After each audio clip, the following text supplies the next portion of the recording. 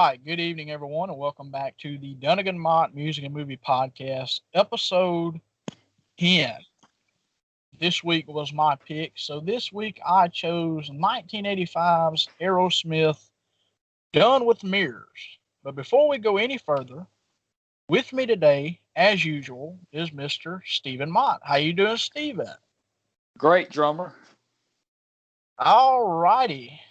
Well, I guess let's go ahead and get into this record here with some of the backstory.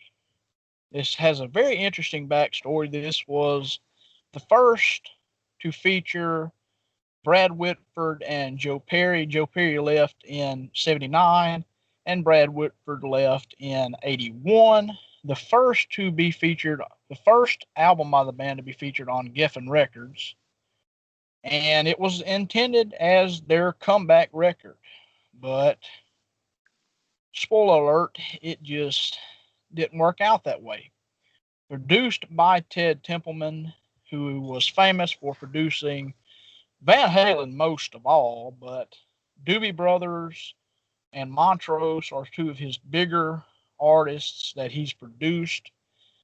And as I said, this was the first to feature Joe Perry and Brad Whitford after their departures in their respective years.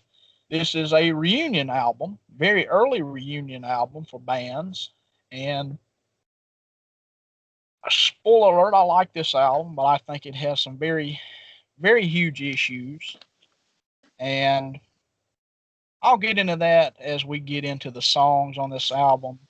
This was released December of 1985 and was recorded in early 85 at Fantasy, Berkeley, California, Power Station, New York City, Can-Am Recorders in Tarzana, California.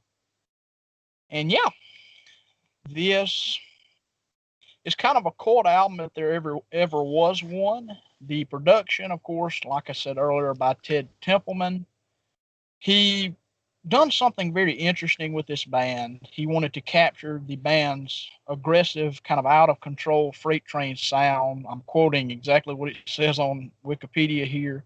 So he removed the red light indicating that recording was underway. And this was a technique he included with Van Halen's sound to kind of capture that live sound that Van Halen had, or early Van Halen, up to, well, I'm not going to get into that, but after pretty much Templeman telling the band to run through their songs, he recorded them. And that's kind of how this album turned out. I think most of the band, if not all the band, pretty much dislikes this album. So that's very, very interesting. And this was also kind of the last real Aerosmith album, because this is the last album that the band wrote without the aid of songwriters. Every album since has had a collection of songwriters on the credits and stuff like that. So if you're ready, we'll get into the tracks here, Steve. Yes, Brother Z. All righty. The first track on the album, Let the Music Do the Talking. Classic Aerosmith. I love it. The intro is hard rocking to this particular song. Love the roll from Joey Kramer right there at the beginning. A very good drum sound, I think, on this album. Great opener. And this is actually a cover song. This was originally done by Joe Perry back on his Joe Perry Project album, Let the Music Do the Talking. And I'll talk about that version of the track a little bit later. Great instrumentation, awesome lyrics, great vocals from Steven Tyler overall, great bluesy solo. The slide adds a lot throughout this particular song, and it stands up with classic Aerosmith to me. Chorus is awesome. There's a video made for this particular song you can see it on YouTube. 2 songs were actually released from this album, or 2 singles were actually released from this album. This track, and if I'm not bad wrong, okay, yeah, I'm right. another track coming up here. I'm not going to talk about it just yet. Love the breakdown in the middle of the track with the slide solo. Great slide work all throughout this track, as I said a few minutes ago. Awesome song, gets this album off to a great start, and at the end, of course, it fades out. I just kind of put some miscellaneous stuff in my notes. Probably the best known song on the album. I've heard it many, many times. Kind of heard it a little bit too much, but I still enjoy the track quite a bit. So that's all I have to you, Stephen. I have a very interesting comment to make to start off here. The title of the song is "Let the Music Do the Talking," and I think they should have let something else do the talking. But anyway, just a little joke to start off. Anyway, so this whole idea of adding blues lead stuff over this song, to me, could fit, but the guitar player doesn't know what he's doing, in my opinion, really. I think he's just playing some junk. And I had in my notes that it doesn't fit with this music, but it could, because a good example of cross-genre stuff with blues over it, Stevie Ray Vaughan did some lead and a solo over a song called "Let's Dance" with David Bowie, I believe. I'm glad I could remember that name. But anyway, so and he that sounded really good, with the Texas blues over that. So that's a good example. But anyway, this is not a good example, and this whole album is a horrible example of blues lead over rock, I guess you call it. A rock-oriented stuff anyway. I don't think it should be at all. Well, especially with this guitar player. Bottom line, I just don't like the guitar player or playing at all. The main riffs are okay. I mean, on this one, but really, I don't like the blues oriented stuff over it altogether. So I guess that just kind of sum it up. But overall, the song pretty much sucked in my opinion. That kind of sums it up. But I guess back to you, brother. Alrighty, and this was also the first song to debut from this album on a tour. It was actually done on a tour prior to this album, the Back in the Saddle tour, which was the reunion tour for the band after a couple of lineup changes in 79 and 82, or 81, really. So just wanted to add that little tidbit in here. This was the first track to be debuted live off the album. So we move to the next track, My Fist, Your Face. Another great song. Sounds like classic Aerosmith. Not my favorite track on the album now, but it was upon my listen here earlier. The lyrics are awesome. Has this kind of ticked off attitude. Overall, I love this track. Sounds like it could fit right at home on Toys in the Attic. Great instrumentation, great guitar work and vocals. Love the line during the song, "Hey Betty Boop, you've got me drooling." Classic Steven Tyler lyrics, and I just love this track. Back in another set of lyrics I really enjoy, "Back in the Saddle, Get You Sore." That's a great lyric. The title is awesome. I love the title of the track. Good production on this particular track and across this album, but it's a bit muddy, I think. I think the production is a tad bit muddy. Great drumming from Joey Kramer, and Tom Hamilton holds it in as a bass player. Brad Whitford is a good guitarist, very underrated guitarist. Another lyric I really liked was East House Pinball Wizard. Lyrics are awesome, as I've said already. Classic Aerosmith, so far so good on this album. Great track, and the ending is awesome to it. So I really like the way it kind of ends with a bang, pretty much. So to you, Stephen, bash this one. Oh yes, it's coming, brother. Actually, you could take everything you just said and think of the complete opposite of that, and that's what you fishing to hear. My Fist, Your Face, track number 2. Let's see. I don't like the weird lyrics. I had no idea that Steven Tyler was the lyricist, but I didn't really care because they suck anyway. But anyway, would have sounded better this is kind of drum talk, but I think it would have sounded better if the drums were more like heavy metal oriented, and like maybe a snare hit for every beat instead of every other. I think that really would have kind of picked it up. I had a kind of sound in my head of what it would better sound like. I did that with a lot of these, and really, I think for the whole song altogether, they should have just ditched the whole idea of what they were trying to do, and just tried to make it a heavy metal type of song. I think it would have, even with the same lyrics, it would have at least had a different feel to it from the rest of the album.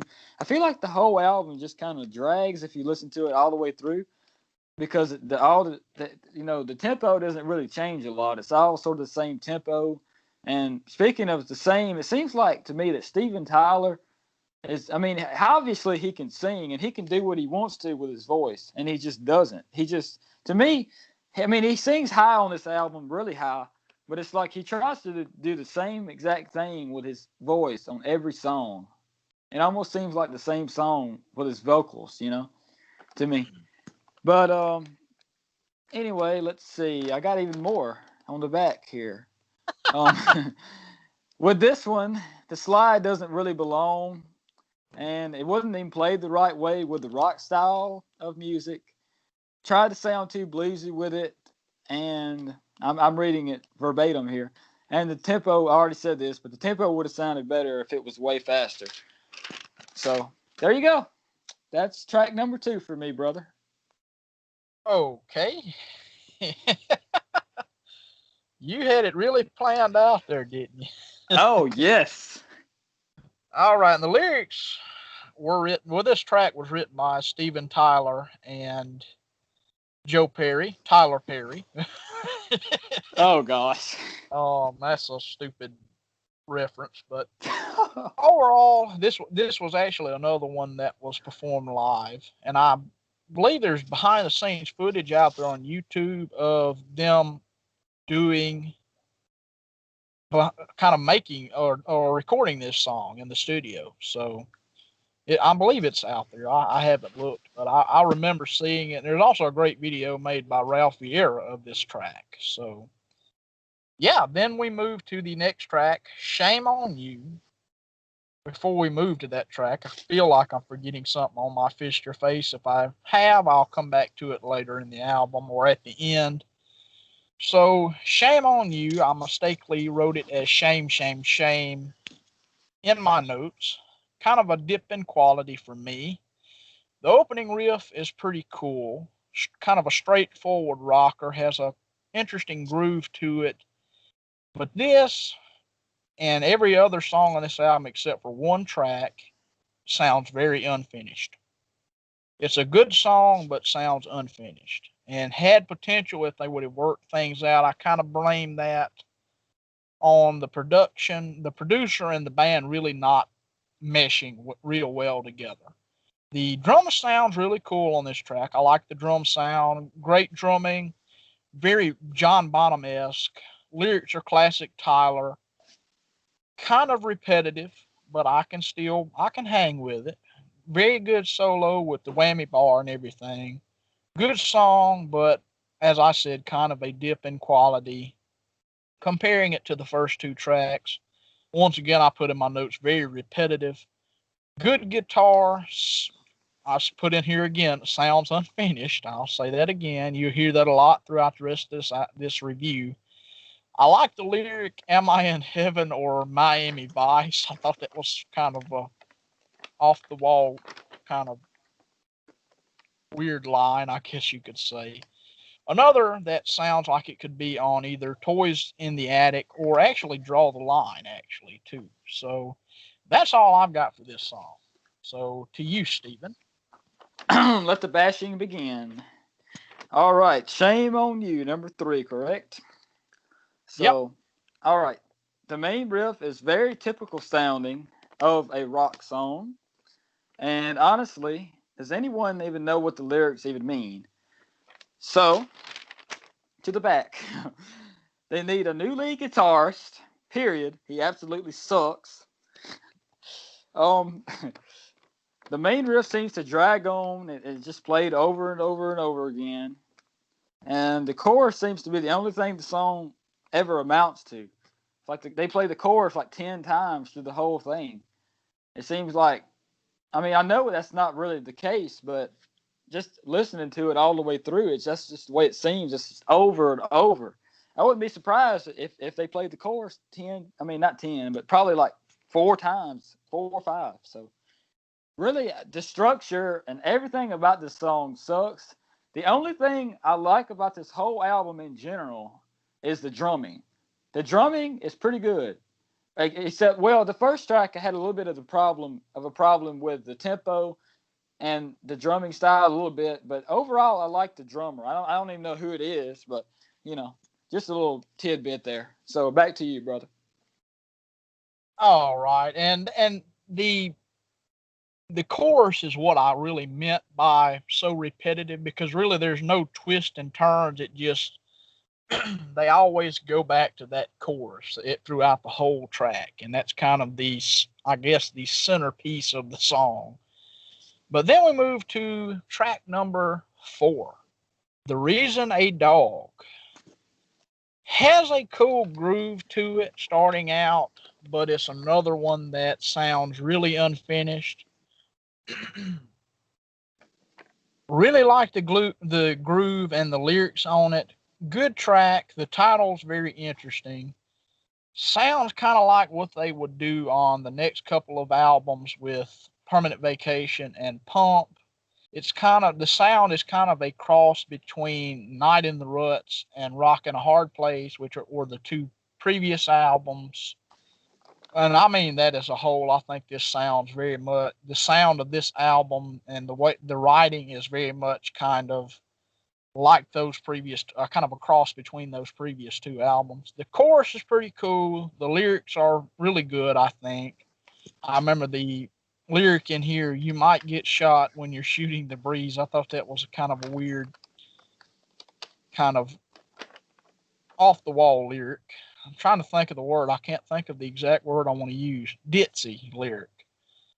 The reason a dog has so many friends is cause he wags his tail instead of his tongue. I probably got both of these sets of lyrics wrong, but I like that set of lyrics as well.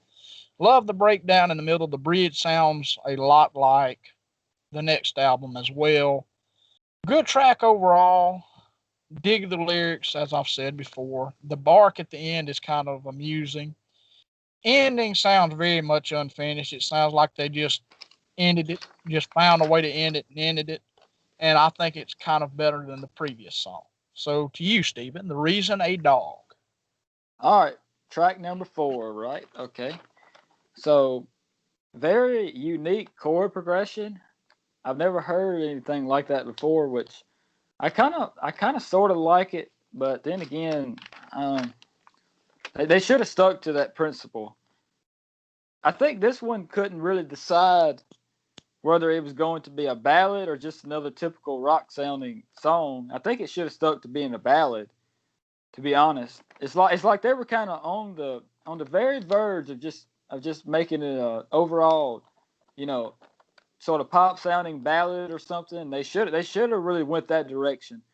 And I'll just see, and it has a lot missing from it, and I can't really describe it. It just seems like they need better songwriters, or well, you said that they didn't even have songwriters. They just did it themselves or whatever. Well, that was a darn mistake. But anyway, they just need better songwriters, period. And it just seemed like there was something missing from the whole thing. I can't really put my finger on it exactly, but for whatever reason. But anyway, I guess back to you, brother. All right. Track number 5, Sheila. The riff is kind of a Spanish sounding riff, a Spanish guitar sounding riff. Riff is really cool. I do dig the riff a lot. Cool, a very cool rocker. Still, it sounds unfinished. Great drumming from Joey Kramer, a very underrated drummer. He's a great one, very Bonham-esque drummer. Good vocals all across the board from Steven Tyler throughout this whole album. Straightforward rocker, could fit with the 70s stuff on Toys in the Attic or Draw the Line. The verses are smashing and rocking. That's what I put out here. The bridge before are very the bridge before the solos is very much like something that came after this album. I'm getting my words mixed up reading my own notes. The solos are very cool, great guitar work, great stuff. Solos once again are really good. I'm repeating all kinds of stuff on these notes. Love the guitar when it's getting back into the track after the song. Kind of repetitive as well as with Shame on You. Sounds unfinished. Cool song overall, but could have been better. Love the ending riffs. Very rocking track. And it's better live. I listened to the live version of this song. It's a much better track live. So to you, Stephen, Sheila. All right, brother. Track number 5. To me, it's really hard to understand his lyrics sometimes because he has such a high pitched voice and whatnot. He just tries to do too much sometimes with his voice, and really the lyrics. I mean, even the ones you can make out to me don't make a lot of sense. And some of the stuff I can sort of make sense out of, but then it doesn't really tie together with anything else. But anyway, and one thing I would like to add too is this one, the riff, not the main riff, but I guess the bridge part riff sort of sounds like Walk This Way main riff. And, it's not the exact same one, but it sort of has that same vibe to it. And the only thing other that I have to say is that the solo should have picked up a lot more. It really just kind of stayed on it almost sounds like what you would play over a verse or something, and it should have had a little more on it. And I guess that's about all really. And I've written down before, and I already said it, but it seems like, especially on this one, the Steven Tyler, it's like he tries to do the same thing with his voice every time. It's like I'm not saying like mainly his songwriting. It's just mainly like the way he improvises his voice. You know what I'm saying? Uh-huh. I guess that's the only way I can really describe it. But I guess back to you, Brother Z. All right. The next track number 6, Gypsy Boots. Let me see where this vinyl was split at originally. It was split dead in the middle because I'll talk about it a little bit later. So it was split at track number 4 with Sheila opening side 2. But going on to track 5, Gypsy Boots.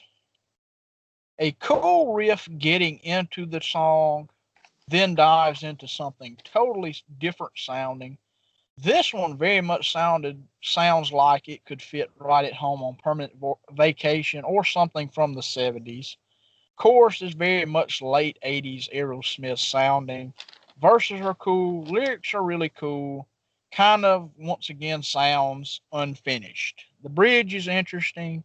Great solo. Bass is really good on this track as well. I'm just trying to highlight the bass player because I'm talking about everyone else. Good track overall. The second solo is really good. Third solo is as well. Very jamming type solos toward the end of the track. Brad Whitford is an extremely underrated guitarist and just a cool song overall, just very unfinished sounding. So do you, Stephen? And by the way, I think we're on track 6, if I'm not mistaken. We are. I probably said track 5. I think you did, but Okay. Anyway, so Gypsy Boots, right? Okay. So the whole idea of repeating the same word twice like that is just dumb, in my opinion. It only works if you're playing straight blues, and that's just because that's the way blues works. You say a line, and you say it again, and you say it again, then you have a little different thing. But with this, it does not work at all.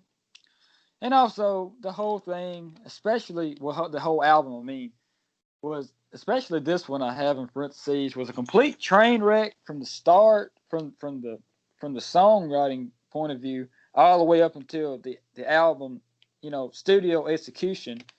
The execution in the studio did not help any, in my opinion, and This is the absolute worst song on the whole entire album, which is saying a darn lot. So, gets back to you, brother. All right, and I didn't say it earlier, but Sheila was actually the second single, which is kind of weird. Wouldn't have been my choice as the second single on the album, but whatever. Then we move to the next track, She's on Fire. The intro on the Dobro sounds very bluesy sounding, very interesting. Another unfinished sounding track. This is one of probably the worst cases here. Cool verses. This is, I put in my notes, my least favorite on the album. Very, very repetitive, kind of filler, but I can dig it. Vocals are good. Drumming is really good. The drum sound, once again, is really, really good. Interesting song overall. Just really repetitive. The chorus is repetitive. The whole song's freaking repetitive.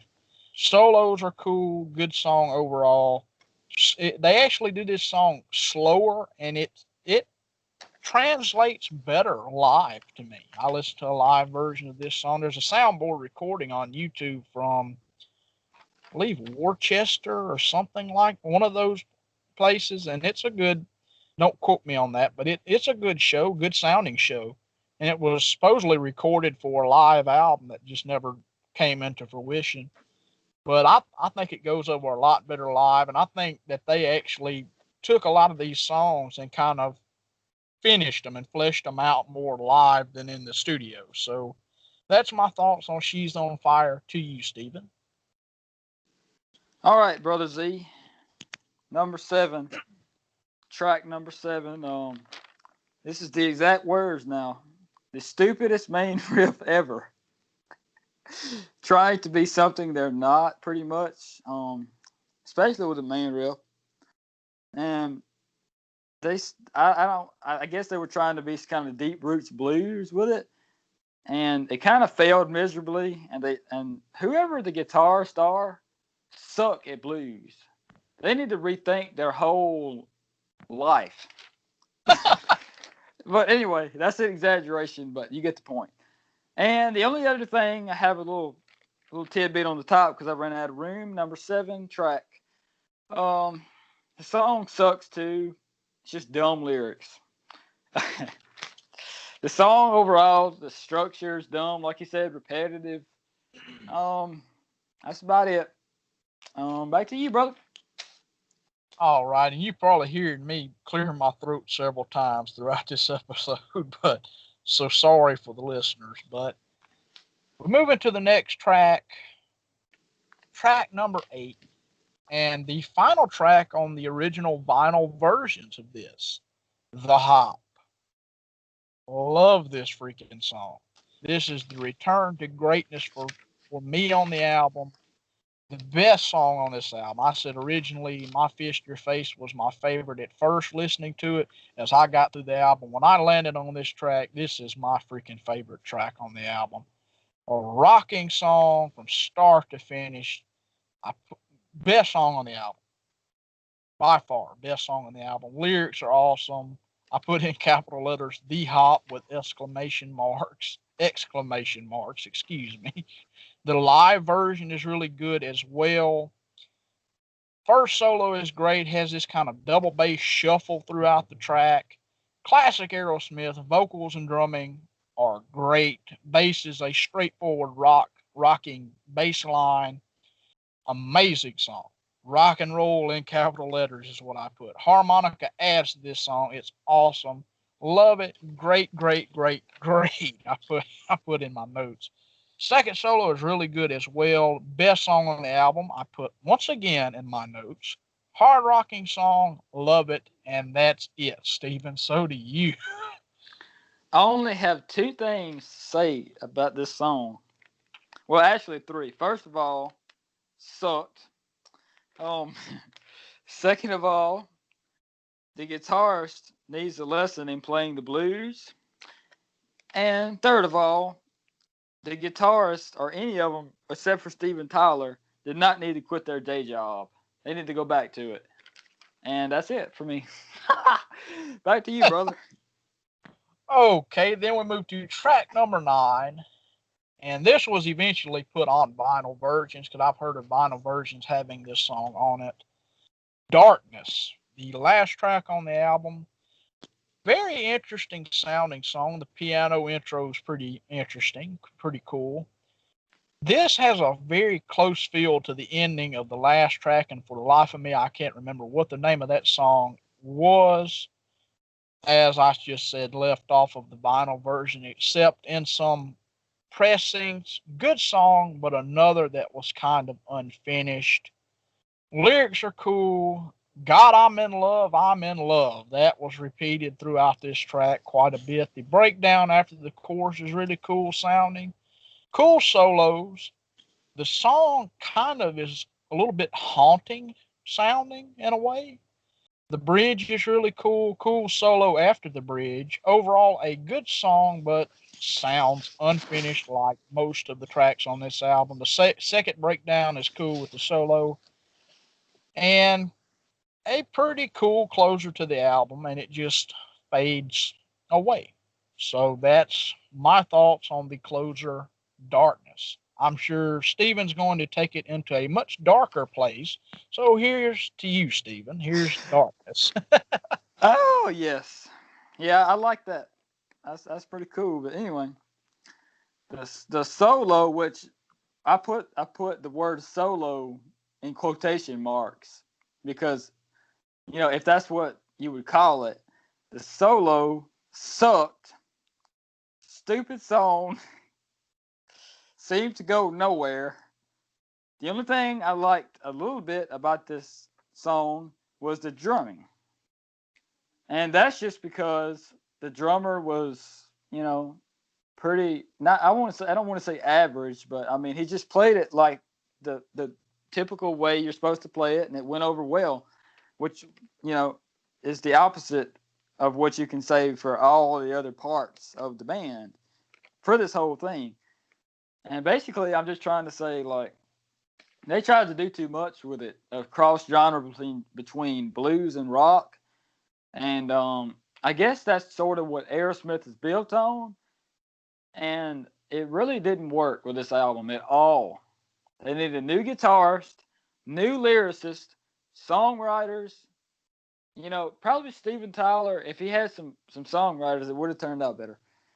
But I guess that's about all, brother, for that track.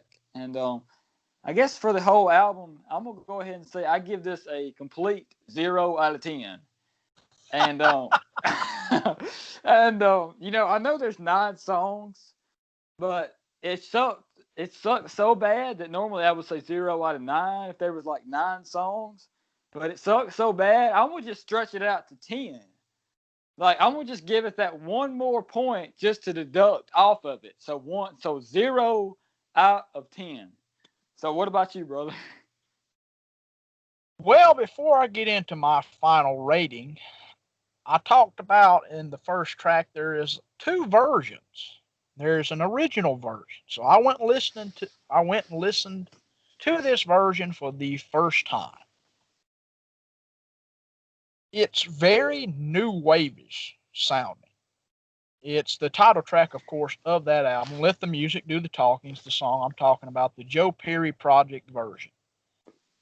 The music is pretty well the same, but the melody of the song is totally different. Singer does not fit in this type of music. I really didn't care for it. Just sounds like a bland rock track and might as well be an original Aerosmith song because it's that different comparing the melodies of each track. Some people say that the original version is the best version, but they are wrong. Don't argue with it. I'm just kidding. Music is relatively the same, as I said. Vocal melody is very different, and lyrics are different all through, except for the cover. I mean the chorus. Excuse me, man. I had a brain moment. Not terrible, but very weak. And I put that in my notes. And there's spoken word during the chorus that is pretty terrible. I just kind of seemed like the singer was way too peppy and just was like, yeah, let's do this. I can't wait for the music to do the talking. And I'm like, well, you're going to be waiting for a long time for that. But, oh, said the first of the episode. So that's number one there. That ain't number one for me. The ending is cool, though. I think the ending of the original version is pretty cool. You haven't heard the original version, did you, Stephen? I don't remember. Okay. I give this album overall a 7.5 out of 10. It's a good album, but sounds extremely unfinished. A comeback album that failed. The next album, Permanent Vacation, was really the comeback album for this group. A cult album, if there ever was one.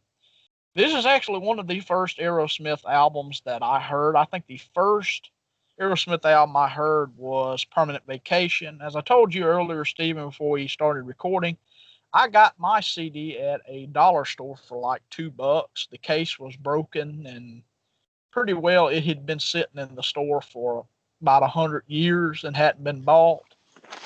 And I got it, listened to it, and pretty much the way I feel about this album now is pretty much the way I felt when I listened to it, other than the 3 tracks, technically 4 because I liked Shame on You on the first listen. Other than the 4 tracks I said, rest of it sounds unfinished. Now I say Shame on You sounds very unfinished. I blame the way this album turned out kind of on the just Ted Templeman and Aerosmith not meshing. I think that Ted Templeman's style of recording just didn't mesh with Aerosmith. And the production I do think is good, but it is muddy. It has a muddy production. So I give it a 7.5 out of 10. Just some oddball facts about the album. The 2 singles released from this album were Let the Music Do the Talking. This was released September 16th, 1985. And Sheila was released Halloween of 1985. And then this album came out in December of 85. And the title, Done with Mirrors, meant that the band was done with drugs. So that's what this meant. And they even relocated to another location because of to keep the band away from the drugs, because that was really what broke the band up to start with Joe Perry leaving and there one another and to an extent Brad Whitford. So they relocated, and Ted Templeman wasn't really that familiar with the board they were using, so that was kind of another thing. He said he didn't think he got the drum sound that he thinks he could have gotten with Joey Kramer. So there you go. Like I said at the beginning, Joey Kramer and Joe Perry and well, pretty much all the band has said that they didn't like the album. So pretty much it's kind of hated by the band. Let the Music Do the Talking makes it in the set here and there. That's the one song they've kept in the set for the most part. It was later on a live version or a live album that they put together from the Columbia years, I believe, called Classics Live, that came out around the time of Permanent Vacation. And the album did fairly well. It went number 36 on the Billboard 200 in the United States, North America. In the Japanese albums charts, it went number 41. The singles, Let the Music Do the Talking, went number 18, and Sheila went number 20. But the biggest thing with this album is that it just didn't sell. It went gold on July the 21st, 1993. So almost a decade after this album's initial release. And that was the thing about it. The album just didn't make it when it came out. It was received pretty positively. People really received it. It was received well. It just didn't sell. Aerosmith was kind of they were old people at this point. Really, I mean, figuratively, they were old. They were a 70s group trying to make it in the 80s, which a lot of hard rock bands were trying to do. And whether they made it or not, that was kind of the question. So, but they became a very huge band on Geffen and put out some very successful albums. And that's pretty much all I have for this particular album. I guess we can get into now the albums, the picks of the week, whatever you want to call it. So, Stephen, what album you want to recommend, Stephen? Well, the only thing I've been listening to is Stevie Ray Vaughan and Cream and Lynyrd Skynyrd. So I'm just going to say something about Lynyrd Skynyrd probably. You think that's good? That's fine. That's whatever. All right. Yeah, Lynyrd Skynyrd probably the one. I think it's the next to last album before the plane crash. Let's see. I'm going to look it up here real quick. Give me back my bullets. Yes. Okay. Yes. But anyway, that's what I'm going to recommend here. It's probably kind of a typical something that people listen to, but that was another one that I've heard didn't sell well, and that's probably my favorite Skynyrd album. So that goes to show my taste, whatever. Okay. Anyway, but I guess back to you, Z. All right, and that was actually I believe that's the only Lynyrd Skynyrd album to feature only two guitarists. Every other album's featured the triple lead attack. And before I get into my recommendations or picks of the week, whatever you want to call it, pick of the moment, whatever, I want to kind of bring up some stuff that's happened here within the few weeks, some unfortunate deaths in the music community. Martin Birch, a famed producer for Deep Purple, Whitesnake. He produced all the Whitesnake albums up to Slide It In. And he passed away, unfortunately. He's produced a lot of great albums and also UFO bassist and brief Ozzy Osbourne bassist Pete Way passed away. And here recently, Frankie Banali passed away. Of course, of Quiet Riot, he played with W.A.S.P. He was on the Hughes Thrall album from '82, I believe. Fantastic drummer. He was battling pancreatic cancer, and he lost his battle last week, unfortunately. And I've been following it, and it's very unfortunate. I really hated that he passed away, but he fought hard. He even went out while he was doing treatments and stuff like that. I believe he went out and toured and stuff like that as well. And he he was diagnosed with stage 4 cancer back in 2019 and passed away at age 68. So very, very sad, but long live these guys in the music world. Very great, talented musicians, and well, a great producer as well. But my pick of the week, and I want to dedicate this episode to those guys.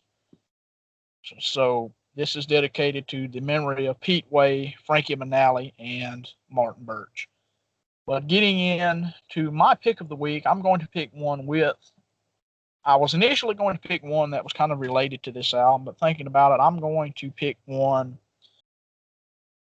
by W.A.S.P, The Headless Children from 1989. A great heavy album, probably the second best W.A.S.P album. Great heavy metal album. And I recommend that to anyone who hasn't heard it. The Headless Children by W.A.S.P, 1989. So, getting on past that, have you watched anything lately, Stephen? No, I hadn't watched any movies. I've watched a lot of YouTube. Okay, we'll talk about some of that. Well, okay. I've been checking into some stuff. Well, I just here recently made an episode that got cut short at the very beginning. So by chance, probably not, but if by chance you've already heard it, then it got cut short at the well, not cut short, but cut off at the beginning, and it was from it was on the Cream Madison Square Garden 2005 concerts, and I listened to that whole show about twice because it's posted on YouTube, and because I listened to it once before and I noticed there was quite a few little mishaps, but then there was a couple that I could really, distinguish out, and I figured I've been thinking a while about making a video, and so I finally got around to doing it, and I'm probably going to re-release that and just take the one down that's on there now and try to release it as the full version because it missed a couple of little things there. But that was fun to do, and I think I'm going to do more of that in the future. For I don't know if it's going to be for the Dungan-Mott podcast or if it's going to be just for mine, but I guess whatever it's on, it doesn't really matter. Um, but I guess that pretty much and plus I also have been watching a show, a couple of shows from this channel called the Clapton Preservation or Conservation Project or something like that, and they keep that here lately. They've been releasing a lot of stuff from the '90s, mid '90s. First they started, then they've got now to they've released stuff from 1997, I think, a show, and by that point he had got into his stage where he was, the Pilgrim era more. So, and Eric Clapton. I'm not sure if I even said who it was, to tell you the truth. So, anyway, Eric Clapton's who I'm talking about. But anyway, live shows. He had got into his Pilgrim era, and he was playing stuff like My Father's Eyes. He started off with that, and it really the shows really went well. I mean, I've watched about three. They released three different shows from that same within the same couple of weeks or days or something like that, and I could tell how they had it structured. And this was the shows were very much scripted. I think that's the only way I can think of to describe it. The only word anyway to use. But I watched the shows, and obviously Clapton's not going to do the same solo night to night, but the structure did not change one bit. They did the same little, because pop music is different. It's just you have to keep sort of the same. You can't really jam as much. Really, what I'm trying to get at. But I didn't mean to get off on too much of a tangent. But that's what I've been listening to there. And it had a mix of blues in it too. But I guess back to you, brother. All right. I watched a few movies, the two Brady Bunch films that they released as like a parody movies from back in the 90s. I watched that, as well as Footloose. And so I haven't really watched nothing horror related. I'm But surprised at that. yeah, I'm very surprised at myself. That'll probably happen tonight. I'll probably put something on horror related later Yeah, on. put on Jason Goes to Hell and old Go To. Speaking of that, I just want to talk about some upcoming stuff before we wrap it up here. I can't remember if I said anything about the Jason Goes to Hell commentary on the last episode with the Allman Betts band down to the river, but that commentary is being shelved. We're going to go back when it gets more toward Halloween. We're going to go back and redo that commentary and just kind of, I think we could get a better version since Steven's actually seen it now and kind of gets the gist of the film. Other stuff, though, we've got a lot of material coming out. This morning, I found that our original episode 2 of Kiss Rock and Roll Over, the copyright claim had been lifted. So it's on YouTube. I've released it as the Dungan-Mott Music and Movie Podcast from the Vaults, episode 2 as originally intended. So that's out there. That's new product. We've got the Dungan-Mott Music and Movie Podcast, episode 9, the Allman Betts Band, as I talked about just a few minutes ago. It's out there. Go check that one out. This episode, we're recording this on a Monday, August 24th. It will be out this Thursday. Count me, just hold me to it. It'll be out this Thursday. I'm wanting now to kind of get material back going pretty usual. I think we can get it pretty well worked out to where we can record at least one episode a week to get that out. And maybe we'll get some more episodes done on Thursday. Maybe we'll record another episode Thursday, possibly. But I was gonna say we have been recording these episodes, a lot more, in succession of each other than it used to be, because it don't seem like it's been that many days ago that we recorded Down to the River and Halloween. Well, that was I think maybe a week before, if I'm not mistaken, or something like that. But it's been pretty steady coming lately. Oh yeah. But we're going to keep on with that and keep material going. This week, I'm also going to be recording on Thursday a brand new episode of the Danger Zone podcast, my own personal podcast I do on my channel with the guys from the Freeform Rock podcast.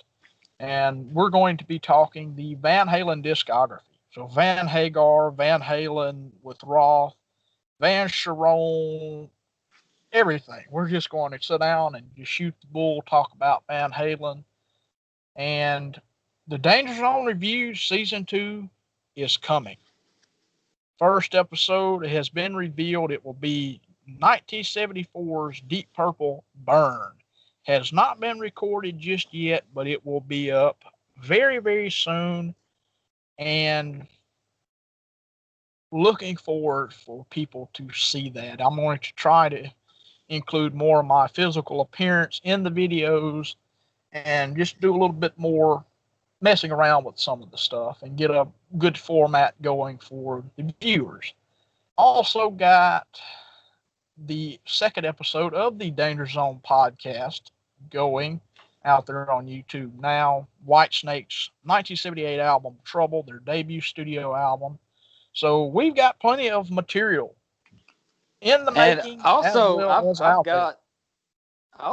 got a new album released too. Speaking of material, it's kind of a sort of a joke, but still, it's. I mean, the music's not.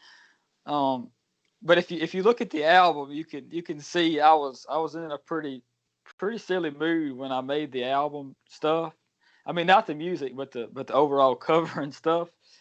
But anyway, the music is for real, and there's going to be another addition to that later on. But as of now, there's 6 tracks. And I think there's still going to be 6 tracks because I'm going to take one off and add the one that's coming up, which it's going to be a hidden track for now. And I'm not going to say the name of it just because it's a surprise. And, confidential. Oh, yeah, legal. Yeah, legally. Anyway, so something that's going to get 10 views anyway. But anyway, so yeah, that's coming out, and it's called Jason Plays the Blues. So as you can tell, and yes, by the way, if you're thinking what I'm thinking, yes, it definitely does mean Jason Voorhees. That's what I'm talking about, people. So if there's any question, and if you look at the album and the emojis I put on there and the descriptions, you can very much tell that that's who I'm talking about. So, and it's actually me playing the blues, but that's my new, name, my show name or whatever. You know what I'm saying? Not for good, but just for this album. A new direction from the first album we released, which it wasn't my album. It was me and Devin's album, the Swinging Doors Band original album. But yeah, this one is pretty much a lot just more bluesed up, obviously because hence the name. And really, I know I'm saying and a lot, but that's just kind of my transition into my next thought. So deal with it.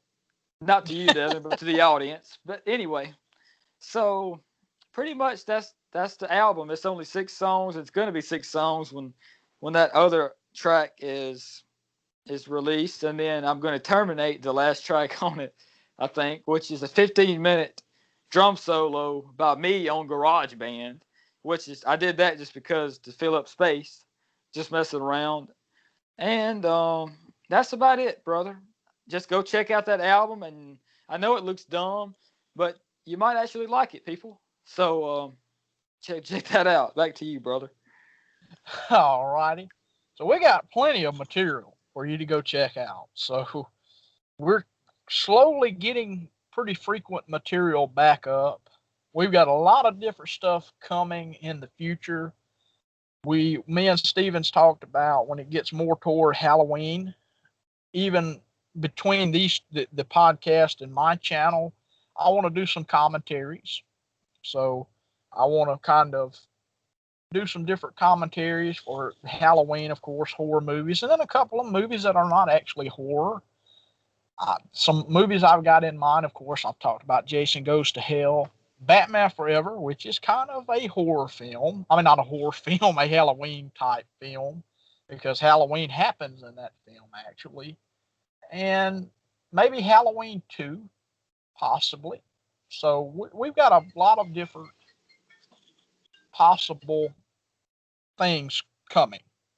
And also, we have got, as I've said already, the new episodes coming up pretty soon. And just keep on supporting the channel. You can find us on the Anchor.fm podcasting app. We've got several episodes. I might go on and put some new episodes up on there today. It's under the Dungan-Mott Podcasting Network name now. I've kind of made it all to where some of my reviews are on there, as well as the Danger Zone podcast, as well as these reviews. And Steven, do you have any? What are some albums you are planning to review? To just throw some stuff out there for future reviews. Well, I kind of mentioned some of them earlier. I'm really planning to cover some stuff that I've been really digging lately. Lynyrd, Skynyrd. Maybe I might even try to do, some newer stuff by Lynyrd Skynyrd. But I really never have tried to check that out. So I might try to do one of the newer ones, or one of the live newer ones, or maybe even Street Survive. Is that what it's called? Street Survivors, yeah. I mean, because they came out with a movie and all too. So have you watched that new movie? I have not. I need to try to buy it and see just what it is. I seen it on there, and I was gonna buy it, and I watched the preview, and I was like, it seems a little too documentary-ish. I like making up words. But anyway, I know the previews sometimes don't always give you a good idea or indication, but for this one, I don't know. It seemed a little off or something from reality. But anyway, I might go try to check that one out. I don't know. But really, because I forgot, I was talking so much and rambled on, I forgot what you asked me. Was it something like album review? Yeah, upcoming reviews. Okay, I'm sorry. So yeah, it's going to be Lynyrd Skynyrd, some different stuff. And do you want me to go ahead and say the next episode that I want to review? Yeah, go ahead.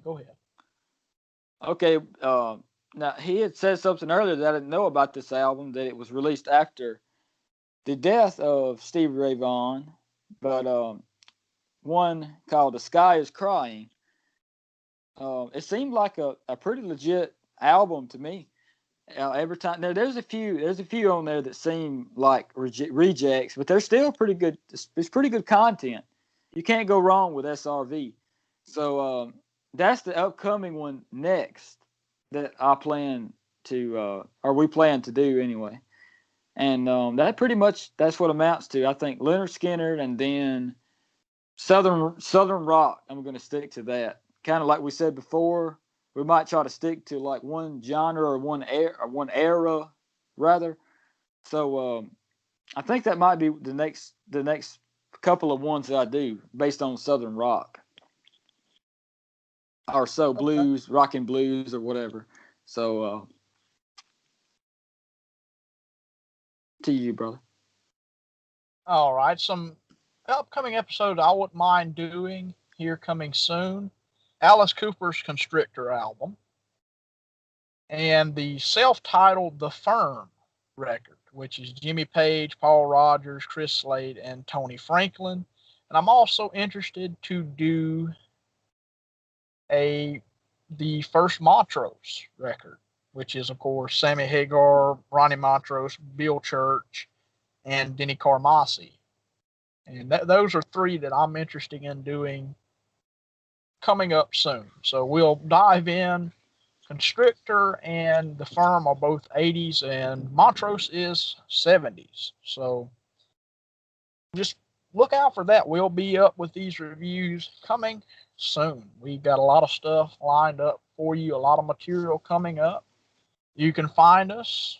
Are you ready to start wrapping up here, Stephen? Oh, yeah, I ain't got nothing else to say. Okay. So you can find us on the Anchor.fm podcasting app. I'm going to start adding some episodes up on there. You can find us on the YouTube page, the Dungan-Mott Music and Movie Podcast YouTube page. We've got all our episodes up on there. You can find stuff related to the podcast on my page. My reviews on there are on there as well. You've got the brand new released episode 2 from the Vaults that's up on my page. And we've also got the new episode from Stephen, as he's talked about, on his page, his personal page, Stephen Mott, and my page is Devin Dunnigan. Just go on there and look it up. Some podcasts other than us, I recommend going check out some of our friends. Diabolus In Podcastica, which is Ian Wadley and Josh Toomey. The Freeform Rock Podcast, Decibel Geek Podcast, History Science Theater, the Podcast, and We Hate Movies is a great movie podcast. We Watched a Movie podcast and YouTube page is really good.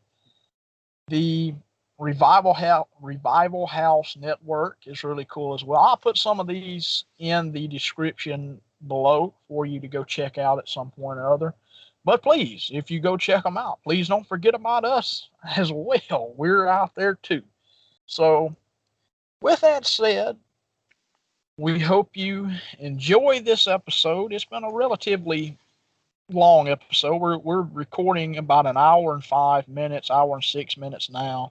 So cutting off the very beginning of it, it'll probably be about an hour 2, hour 3, something like that. So we hope you enjoy this episode number 10. We're getting into the double digits now with our episodes. So we hope you enjoy. Thanks for watching or listening. And as the great Fred Durst said, all right, partner, keep on rolling, baby. You know what time it is. All right, and I'm that was stupid, but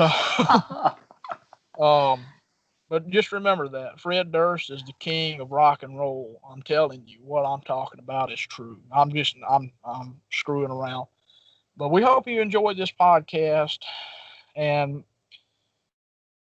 I'm kind of still trying to get over. I don't even know why I said that about Fred Durst, but yeah, there's another the third and I just keep saying it. So that's 4th, 5th, and 6th and there's 7. So we hope you all enjoyed episode number 10 of the Dungan-Mott Music and Movie Podcast. We've got plenty of material coming. Next week will be The Sky is Crying, right? Yes, sir. Episode number 11. So thanks for watching or listening. God bless you all. Stay safe, stay healthy, stay free. And as I say every week to close things out, see you next time.